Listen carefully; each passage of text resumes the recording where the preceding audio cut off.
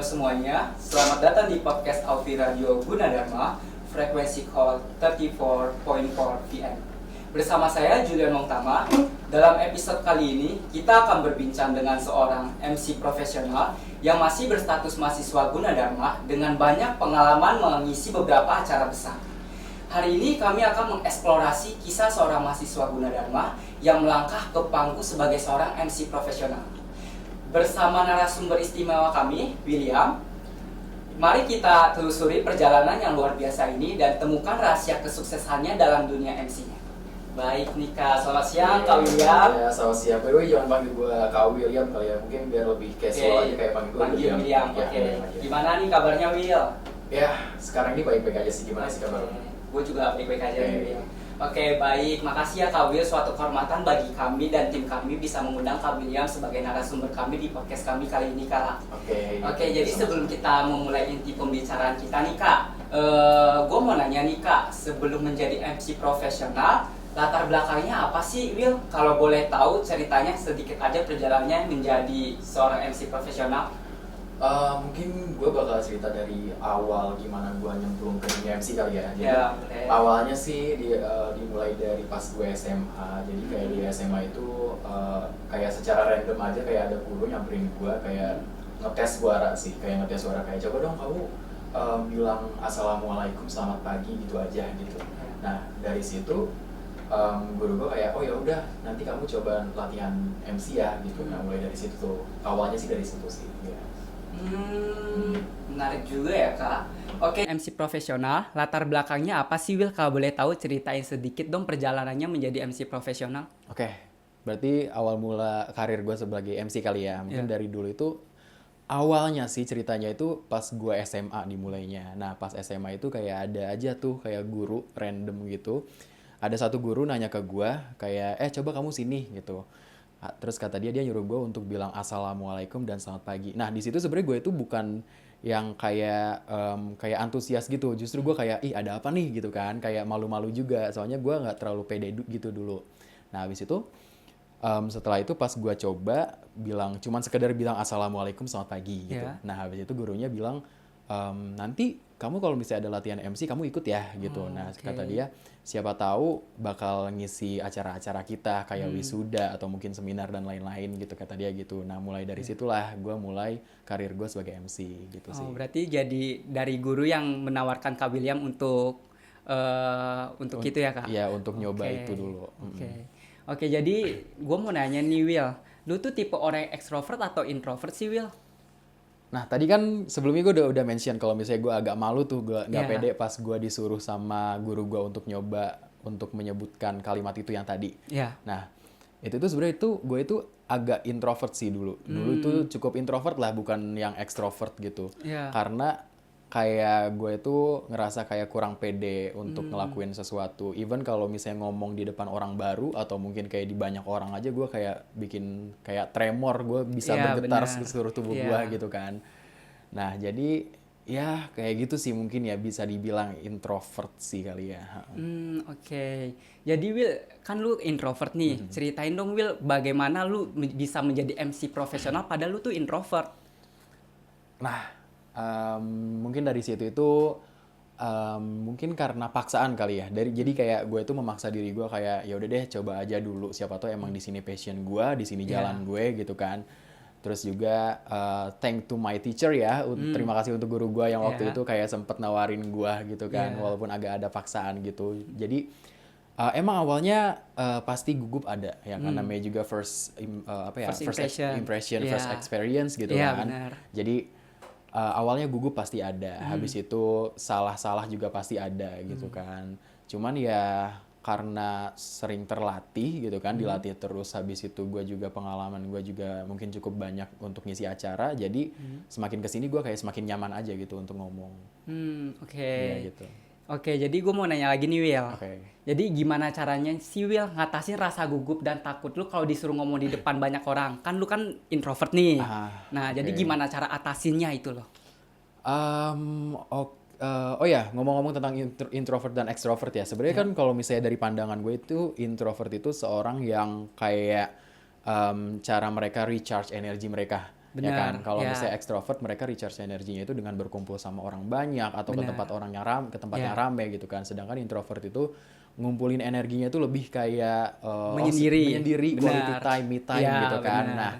Nah, jadi mungkin itu kali ya yang ngebuat gue kayak seorang introvert tapi gue bisa melakukan apa yang seorang ekstrovert itu lakukan gitu. Jadi introvert itu di luar dari kata percaya diri, di luar dari kata malu gitu kan. Nah, Iya. makanya itu di situ sih cara gue untuk nanganin rasa gugup sih lebih kayak gue membiasakan aja gitu. Jadi kayak semakin banyak pengalaman yang gue lakuin gitu kan, semakin banyak orang yang gue temuin, jadi gue ngerasa kayak lebih nyaman aja gitu untuk ketemu sama orang baru. Itu satu.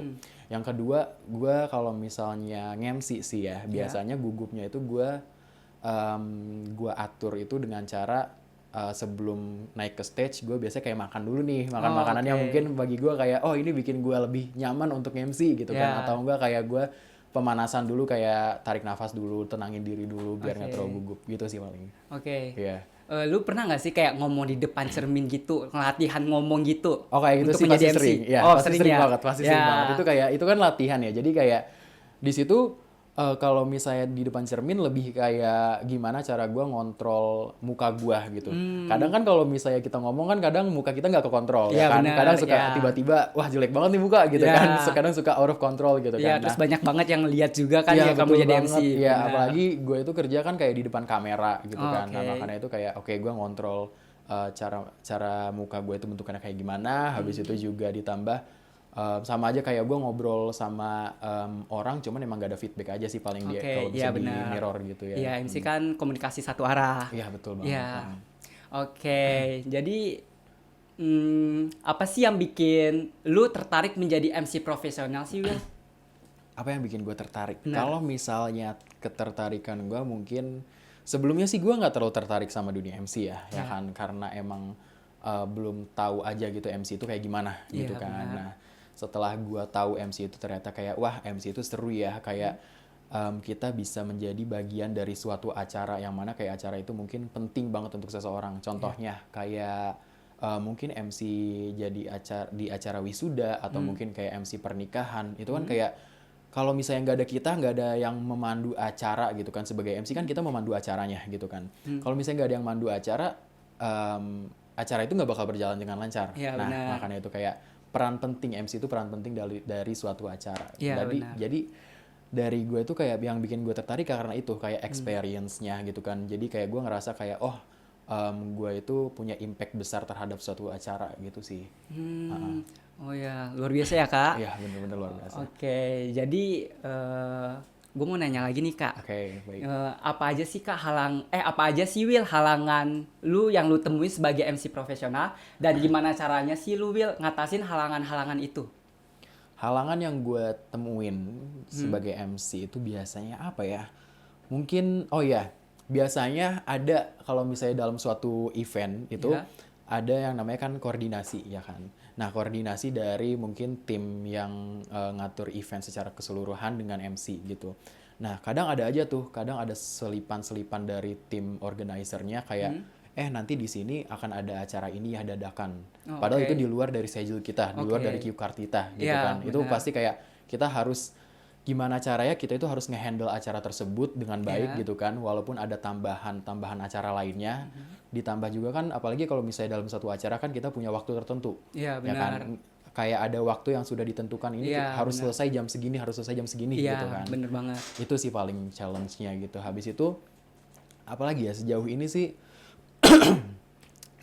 paling MC itu pasti cara kita berbicara gitu kan, speaking skill kita, gimana kita kayak komunikasi sama orang-orang yang ada di acara tersebut gitu Iya. kan. Nah, habis itu gimana kita membawa suasana yang ada di acara tersebut. Gak mungkin dong kalau semisal kita lagi jadi MC contohnya kayak pernikahan. Iya. Cuman nanti malah kitanya kayak nggak semangat gitu. Jadi kayak mana semangat pernikahannya gitu Iya, kan. Soalnya kan jadi- kita celebrating something gitu kan. Benar. Ya makanya itu. Habis itu selain itu juga kayak cara kita berbicara, contoh kayak intonasi gitu. Habis itu juga body language kita gitu. Iya. Habis itu juga ya pemenggalan kata. Oh ya, kan kalau misalnya cue card, kita kan kalau sebagai MC itu kan pasti ada cue card yang kayak kertas kecil itu tuh, itu namanya cue Iya. card kan. Oh, oke. Nah, jadi sebenarnya di dalam cue card itu ada kayak setiap kata, bukan cuman kayak poin-poin doang, bahkan kayak setiap kata yang harus kita ucapkan gitu, kayak bener-bener kayak plek kita ngomong apa itu ada di cue card itu, di kartu itu. Nah, di situ tuh kadang kalau misalnya nggak terbiasa dengan cue card itu, kadang kita itu kayak ngebacanya itu kayak ya udah ngebaca biasa, kayak ngebaca buku. Sedangkan Iya, kalau benar. misalnya dalam acara kan kayak kita ada intonasinya harus stop di mana gitu kan, Benar. pemenggalan katanya ya Iya. kayak gitu. Habis itu juga sebagai MC mungkin percaya diri pasti dong. Iya, Kalau benar banget. misalnya nggak percaya diri, malu-malu gitu kan. Habis itu pasti kayak orang-orang ngelihat MC yang malu-malu itu kayak ih apaan sih kok MC cuman kayak malu-malu gitu, Iya. kayak kurang percaya diri, kayak Benar, auranya benar kurang banget. keluar gitu Iya, kan. benar. Ya kalau misalnya lu ngebandingin nih orang yang penampilannya biasa aja cuman dia percaya diri, habis itu sama orang yang penampilannya udah wah banget cuman kayak nggak ada percaya dirinya gitu kan, pasti kita lebih prefer kayak lebih menarik yang orang yang percaya diri ini Benar, walaupun penampilan iya. biasa gitu. Paling ya itu sih paling skill basicnya ya. Oke, luar biasa banget ya Will. Oke, jadi lu kan introvert nih Will. Iya. Jadi gue mau nanya nih Will, gimana caranya introvert bisa makin pede kalau ngomong di depan banyak orang? Kan biasanya kan orang introvert tuh nggak pede banget nih ngobrol Iya, banyak orang nih. betul, Jadi lu ada tips khusus nggak sebagai MC profesional? Mungkin kalau misalnya gue kan juga awalnya introvert ya sebelum gue jadi MC kayak gini Iya. ya kan. Nah, seperti yang udah gue bilang tadi, sebenarnya itu introvert itu bukan masalah kayak dia itu tipe orang yang pemalu atau nggak percaya diri sebenarnya. Iya.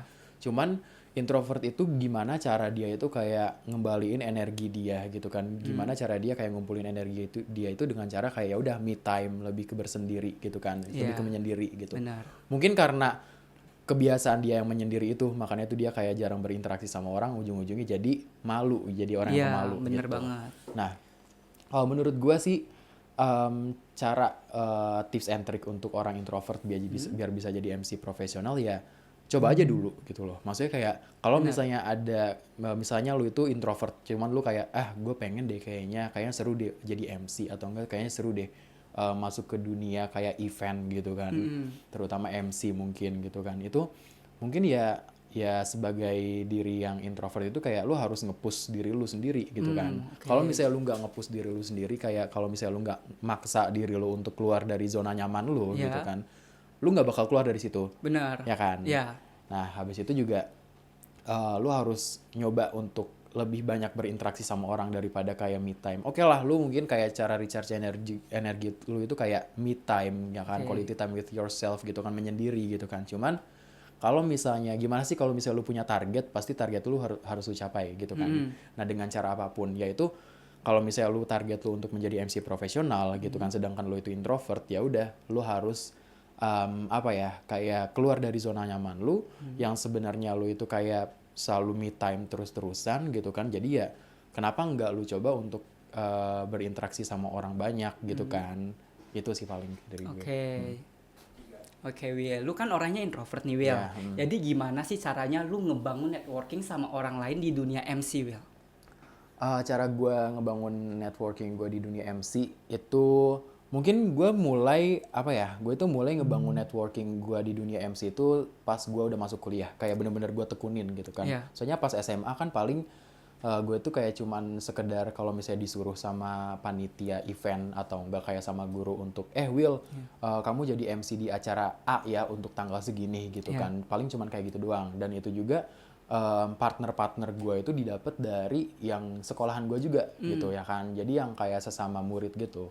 Nah, habis itu cara gue mulai networking gue itu pas gue kuliah, itu awalnya itu jadi dari Universitas Gunadarma itu biasanya setiap tahun itu mereka itu ngebuka pendaftaran untuk menjadi tim MC wisuda Universitas Gunadarma. Oke. Gitu. Jadi tim MC wisuda ya. Jadi kayak yang mana MC itu bakal dipakai setiap wisuda Universitas Gunadarma selama 1 tahun itu gitu. Oke.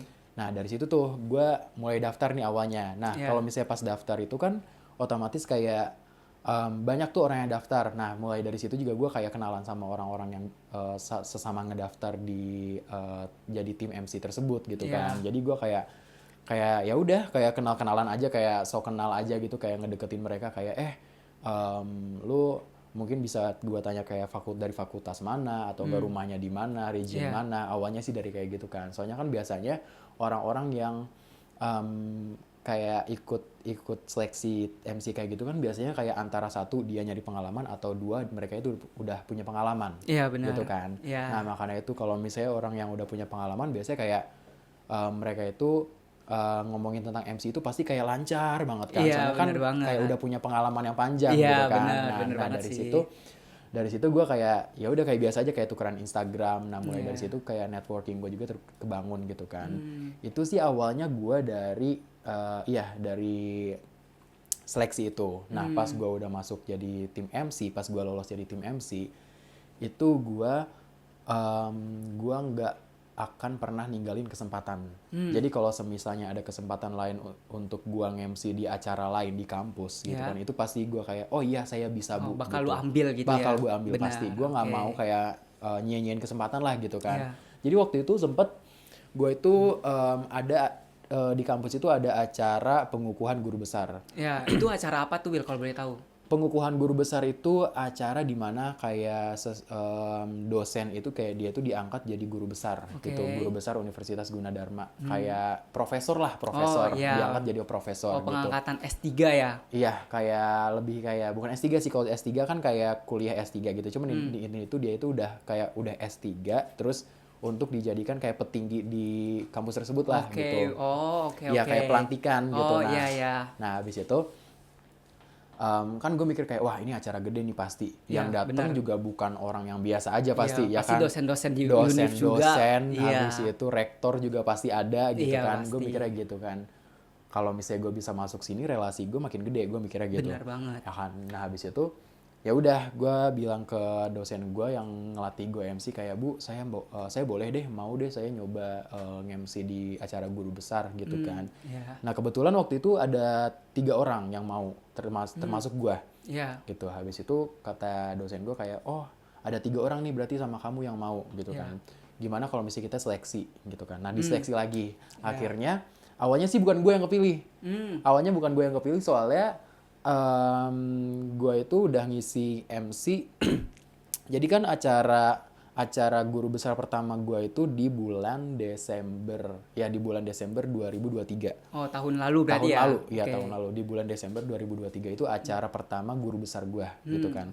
Nah, habis Berarti itu itu event pertama yang lu lakuin juga di MC atau bukan? enggak. Jadi Oh, itu event yang kesekian gitu. Oke. Jadi tapi bisa dibilang kayak itu event yang kayak yang bikin gue itu punya networking yang lebih luas banget Oke, benar. gitu. Oke. Nah, karena sebelum-sebelumnya kan gue paling MC-nya itu kayak MC wisuda gitu kan. Jadi Iya. setiap wisuda pasti gue MC-nya gitu kan. Nah, habis itu selain MC wisuda kan kayak kalau misalnya dari luar kampus itu paling gue kayak ngisi-ngisi seminar atau event gitu kan sebagai Iya. MC. Nah, cuman pada saat itu pas ada info kayak untuk menjadi MC guru besar, gue kayak ya udah pengen gue ambil gitu kan. Cuman iya. sayangnya awalnya itu bukan gue yang kepilih karena wisuda itu kan waktu itu Desember itu ada wisuda. Iya, Jadi Desember. H+1. Jadi setelah wisuda besoknya itu ada gladi untuk guru besar, untuk pengukuhan guru besar. Iya. Terus lusanya itu adalah pelantikan guru besar. Iya. Gitu. Jadi kayak waktunya cukup mepet ya kan. Oke. Nah, jadi waktu itu kenapa gua nggak dipilih? Soalnya gua udah dapet job di wisuda. Oh, Nah, iya. yang ngambil guru besar itu untuk yang belum dapet job. Oh, iya, Ya, iya. yang gak kebagian jobnya di wisuda gitu kan. Oke. Nah, habis itu gue mikir kayak oh ya udah deh berarti belum rezekinya gue. Nah, cuman gue waktu itu seneng banget soalnya apa, pas waktu hari wisuda pas gue lagi nge-MC gue dapet Iya. info dari dosen gue kayak kamu bisa nggak nanti gantiin si A buat ngisi MC di acara guru besar, soalnya si A nggak bisa berhalangan. Oh, jadi diganti sama lu. Digantikan sama Oh, gue. iya, rezeki banget rezeki ya. banget. Cuma Iya. di situ kayak kesempatan besar banget bagi gue gitu Iya. kan. Soalnya kan sebelumnya bukan gue, cuman Iya. akhirnya gue bersyukur banget kayak oh iya Bu, boleh pasti saya nanti besok ikut gladi. dibilang capek, cukup capek cuy. Soalnya Iya, waktu itu benar. MC bulan Desember aja gue pulangnya aja malam ya kan. Sedangkan besok pagi jam 6 gue harus standby untuk gladi. Besok pagi jam 6 ya kan. Iya. Kayak capek banget anjir. Ya, Nah, habis capek itu banget sih itu sih. terus habis itu besoknya lagi gue harus hadir di acaranya hari H-nya gitu kan. iya. Nah, habis itu cuman gue mikirnya kayak oh ini kesempatan yang gak bisa dilewatin kan, kayak kesempatan cuma satu kali doang gitu Iya, kan. benar. Gue mikirnya gitu. Akhirnya ya udah gue kayak ikutin gladinya, habis Iya. itu akhirnya gue jadi MC. Itu jadi MC pertama, MC guru besar pertama gue. Oh ya. Jadi sebelum gua jadi MC guru besar yang lainnya gitu kan, gue itu untuk pertama kali gue jadi MC guru besar itu di bulan Desember itu gitu. Iya. Nah mulai dari situ tuh networking gue itu kayak kebangun. Ya, Soalnya kayak luas banget luas jadinya banget, ya. real luas banget. Soalnya apa yang di situ yang dilihat itu, yang ngelihat gue jadi MC itu kayak petinggi-petinggi universitas gitu Iya. kan. Bahkan ada rektor dari universitas lain datang waktu itu. Kalau boleh tahu dari universitas apa ya? Waktu itu dari universitas, gue lupa deh universitasnya apa. Cuman kalau nggak salah itu salah satu universitas yang ada di Jakarta Timur kalau nggak salah ya. Cuman gue lupa universitas apa gitu. Nah habis itu gue juga kayak di situ gue bener-bener ngerasain kayak atmosfer yang beda aja gitu, kayak suasana yang beda, yang mana kayak kalau misal wisuda kan kayak gue ngelantikin mungkin mahasiswa yang mungkin kayak ya umurnya itu belum terpaut kayak panjang banget sama gue, nggak beda jauh gitu kan. Sedangkan ini tuh kayak guru besar universitas loh, ya kan, udah yang pasti kayak udah dihormati banget gitu kan. Dan gue jadi MC-nya, gue yang jadi saksi kayak kalau misalnya mereka itu dilantik gitu kan pada hari itu gitu kan. Gue langsung kayak wah ini real big experience for me buat gue gitu kan. Ditambah kalau misalnya MC wisuda itu sebenarnya tim kita itu dia itu terikatnya itu sama panitia wisuda. Oh ya. Ya jadi kan kalau misalnya ada acara wisuda kan ada panitia gitu kan. Nah tim MC wisuda itu terikat itu sama panitia wisuda gitu kan. Yang mana isinya itu kayak paling ya mahasiswa juga gitu kan. Walaupun yang emang yang membuat panitia tersebut dosen, cuman kan isinya itu banyak mahasiswa juga tuh yang terlibat. Cuman pada saat gua jadi MC guru besar, pelantikan guru besar, itu semua panitia itu bukan dari semua panitia itu bukan dari mahasiswa, cuman semua itu dari dosen. Bener-bener dosen. Nah dan saat itu yang ikut serta pada saat pengukuhan guru besar itu yang mahasiswa ya, itu cuman gua sama tim paduan suara, udah itu doang. Oh ya, terus Semuanya ya udah, semuanya dosen yang kayak udah lama ngajar gitu kan, yang bahkan dekan, wakil dekan gitu kan. Di situ gue ngerasa banget kayak oh di sini relasi gue benar-benar kebangun nih gitu kan. bener. Apalagi gue di situ sebagai MC bukan dari perwakilan dari tim MC wisuda lagi, cuman gue di situ udah menjadi perwakilan salah satu dari UGTV. Oh ya, oke. Ya, jadi gue itu masuk ke dalam timnya UGTV, bukan dari tim MC wisuda lagi gitu kan. Jadi kayak dari segi relasi ke dosennya gue dapet, dari segi relasi dari UGTV-nya juga gue dapet gitu kan. Istilahnya kayak oh gue udah punya relasi nih orang dalam nih gitu kan, kayak tambahan orang dalam gitu kan. Nah jadi gue mikirnya kayak ya kesempatan yang besar banget sih bagi gue. Ya itu sih paling kayak cerita dari networking gue sih. Oke, luar biasa banget ya cerita dari William. Oke, jadi gue mau nanya nih Will, gimana sih caranya lu ngadepin kritik dan saran dari orang lain? Pasti jadi MC lu pernah dikritik dong, pastinya. Gimana lu ngadepin itu Will? Nah, ini suatu cerita juga sih sebenarnya sih. Jadi waktu itu gue lagi jadi MC wisuda Universitas Gunadarma untuk yang pertama kalinya gitu kan. Jadi sebelumnya walaupun gue udah pernah nge-MC, cuman untuk pertama kalinya gue jadi MC wisuda Universitas Gunadarma. Otomatis kayak suasananya beda, feel-nya beda gitu kan. Apalagi pada saat itu gue harus nge-MC di depan 2.000 orang lebih. 2.000 orang? 2.000 orang lebih. Wow, soalnya 1.000 orangnya kan wisudawan, 1.000 orang lebihnya itu dari wali wisudawannya gitu kan, kayak orang tua atau wali wisudawannya gitu kan. Nah pada saat itu, ini sebenarnya itu kayak apa ya, hal yang sangat disayangkan kayak mungkin karena emang ada rasa nervous juga kali ya, walaupun Iya. gue udah sering MC, cuman pasti ada aja rasa nervous gitu Bener kan. banget. Jadi waktu itu lagi sambutan rektor loh, sambutan rektor Universitas Gunadarma. Iya. Kan gue kan mempersilahkan gitu kan, mempersilahkan rektor untuk memberikan sambutannya. Gue bilang kayak kepada Ibu S. Margianti SEMM dipersilahkan untuk melakukan sambutan gitu Iya. kan. Nah habis itu udah selesai. Ya. Nah otomatis yang mempersilahkan dia duduk gue juga dong, soalnya kan Bener. gue yang nyuruh dia naik gitu Iya. kan. Nah udah kayak gitu, soalnya kan MC itu kan megang cue card. Kalau misalnya mungkin kalau misalnya MC yang non formal atau casual itu megangnya cue card kecil gitu kan. Yeah. Cuman ada juga kalau misalnya wisuda yang kemarin itu gue cue cardnya itu segede gaban, bener-bener kayak buku makalah gitu ya Yeah. kan. Yang mana kayak di dalamnya itu kayak ada list apa yang harus kita omongin gitu kan. Oh ya. Nah, sebenarnya itu udah dari awal itu dikasih tahu sama dosen gue itu katanya kalau misalnya udah dibaca, kamu checklist, kamu tandain biar nggak kebaca Biar ulang. nggak kebaca ulang, benar. Betul. Iya. Nah, sebenarnya saat itu tuh awal-awal itu gue itu selalu gue tandain. Even kalau misalnya gue mau ngebaca, itu tuh kayak gue tandain pakai jempol. Iya. Jadi kalau misalnya gue udah selesai ngebaca, bukan cuman pakai pulpen lagi, cuman pakai jempol, kayak pakai jempol itu gue tandain, oh ini loh barisan yang harus gue baca. Oh ya, jadi lu tutupin gitu. Iya, Iya. jadi kayak ketahuan ini harus gue baca gitu kan. Iya. Nah, cuman gue salah baca cuy. Oh, kenapa tuh? Gue bacanya itu malah barisan selanjutnya. Oh. Jadi gue yang seharusnya terima kasih kepada Ibu Rektor, Ya. tapi gue malah di situ itu berterima kasih kepada Dikti. Dikti itu kayak apa ya? Kayak lembaga gitu, lembaga Dikti. Oke. Jadi salah dong, salah orang gitu kan, bener-bener Ya. kayak fatal banget, apalagi itu Benar, rektor benar. ya kan. Iya, apalagi event besar juga. Event besar juga, Iya. ditonton banyak orang juga, dan Iya. itu live juga di TV kayak Iya, wah benar. gitu. Terus gue di situ yang kayak aduh, tapi nggak gue lanjutin. Jadi gue cuma sekedar kayak kan kalau misalnya Ibu Rektor kan dia kan gelarnya Ibu ES Margianti gitu kan.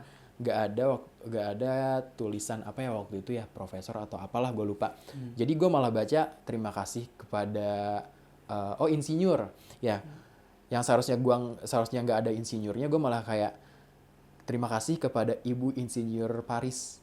Nah, namanya kan Paristianti gitu Iya. kan, namanya Paristianti nama ibunya. Gue di situ langsung stop, langsung gue baca ulang yang benernya. Barisan yang Barisan sebelumnya. yang sebelumnya. Gue di situ Iya. yang kayak aduh, gila gitu kan. Itu kayak MC pertama gue di Gundar, Iya. terus gue ngelakuin kesalahan, terus ya udah dong kayak biasanya kan kalau misalnya kalau misalnya ada sambutan selanjutnya kan sambutan kan lama ya, biasanya kayak 15 menit sampai 30 menit gitu kan. Benar.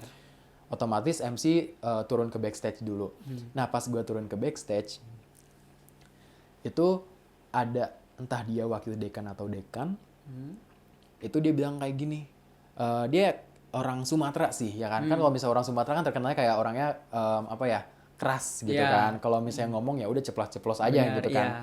Nah, dia bilang kayak gini, kamu gimana kok tadi bisa salah gitu kan. Iya. Terus dia bilang kayak emang nggak pernah MC apa digituin. Oh, Kayak di situ lu gue kayak digituin? wah anjir gue digituin gitu kan. Gue di situ langsung kayak wah, di situ ya udah gue kan nggak mau memperpanjang masalah gitu Iya, kan. Gue bilang benar. aja kayak oh iya Bu, maaf Bu, ini pertama kali saya. Gue gituin aja. Maksudnya kalau misalnya gue bacotin kayak oh ini saya sebelumnya udah pernah kok, kan nggak mungkin ya nanti kalau kayak gitu pasti gue lebih disalahin ya kan. Iya, benar Terus banget.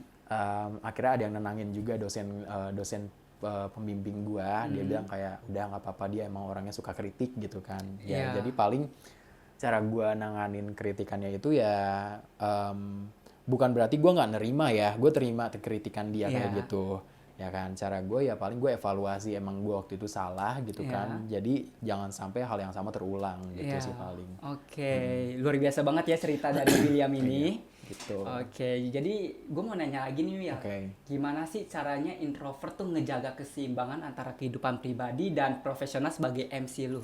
Oke, jadi kayak, oh ya kalau misalnya introvert kan kadang kayak butuh me time, sedangkan kalau misalnya MC itu kan kayak berhubungan sama banyak orang gitu kali Iya, ya. bener kan ngebentrok gitu kan. Bentrok gitu Iya. ya, oke. Mungkin gini sih, lebih kayak gue memanfaatkan waktu gue sebaik mungkin gitu. Jadi kalau semisalnya emang gue harus ada acara sebagai MC gitu kan, Iya. gue memaksimalkan diri gue walaupun emang kayak tenaga gue terkuras sebagai introvert gitu kan ya di Iya, depan banyak orang gitu benar. kan, gue memaksimalkan itu, apalagi dunia profesional emang harus dilakukan secara profesional gitu Iya, kan. benar.